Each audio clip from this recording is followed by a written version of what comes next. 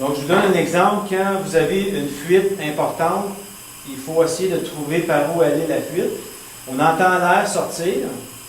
Le cadran, ce qu'il m'indique, c'est il m'indique 10 de pression. Ça veut dire qu'il y a 90% de fuite.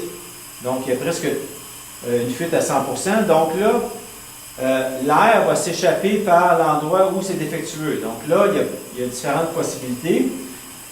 Les endroits où il faut vérifier, la fuite, elle vient d'ici.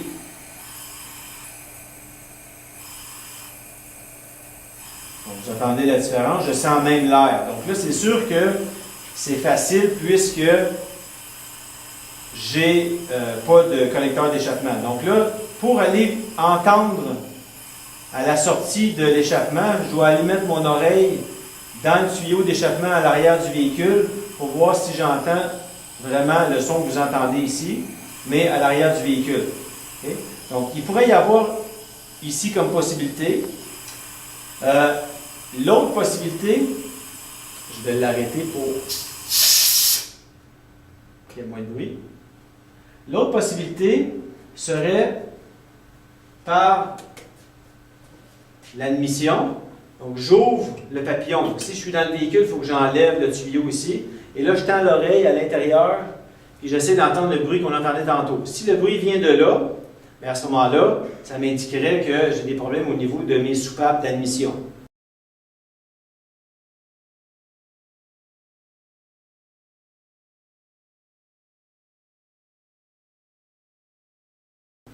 Dans le cas présent, j'ai un problème dans l'échappement, donc la seule possibilité pour les gaz, le lien entre la chambre à combustion et l'échappement, c'est les soupapes d'échappement. Donc, c'est la seule possibilité. Donc, si ça sort là, ça vient des soupapes d'échappement.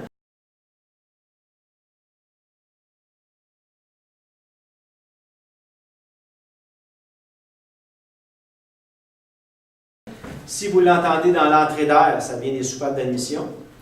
On pourrait aussi entendre la fuite dans le cylindre juste à côté. Donc, le cylindre juste à côté, si l'air sort complètement par le cylindre d'à côté, la seule possibilité serait que le joint de culasse, le gasket de tête, soit cassé entre les deux cylindres. C'est pour ça qu'on enlève toutes les bougies pour pouvoir écouter ce phénomène-là.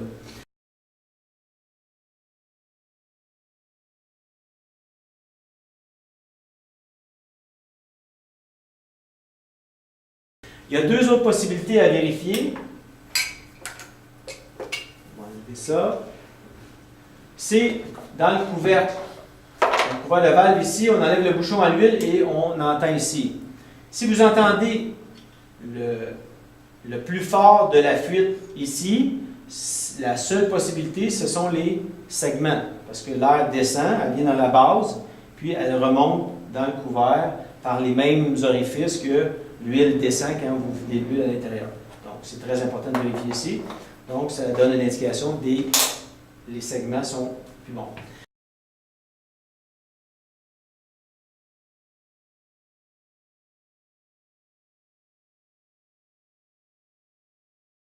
La dernière possibilité, c'est dans le système de refroidissement. Là, ici, j'en ai pas vraiment, mais on irait écouter sur le bouchon du radiateur. Pas écouter, mais on irait enlever le bouchon du radiateur pour voir si l'antigel sort, ou il y a beaucoup de bulles d'air quand on branche l'air.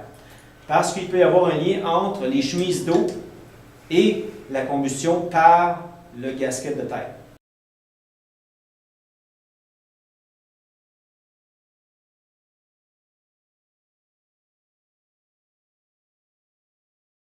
Donc, système de refroidissement par le radiateur, le couvercle ici pour vérifier l'étanchéité des segments, l'entrée d'air pour les valves d'entrée d'air, les valves d'intake, puis dans l'exhaust pour les valves d'échappement.